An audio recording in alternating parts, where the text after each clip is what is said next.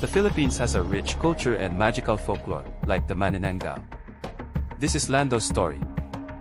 High in a quiet mountain village, where shadows speak louder than words, from trembling lips, the elders speak of terrifying lore, of a creature like no other, the Manananggal. Aling Rosa, the oldest in the village, warned them all, don't go out after sundown, not unless you want to lose your soul. That night, a blood-curdling scream echoed through the trees, too loud, too inhuman. From the treetops, she descended, her upper body torn from the waist, leathery wings stretching wide. The Manananggal was real.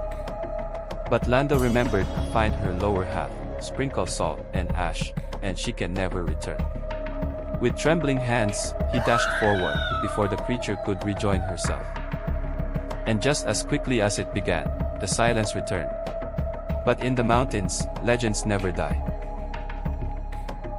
Thanks for watching, don't forget to subscribe and hit the bell. See you next time, bye.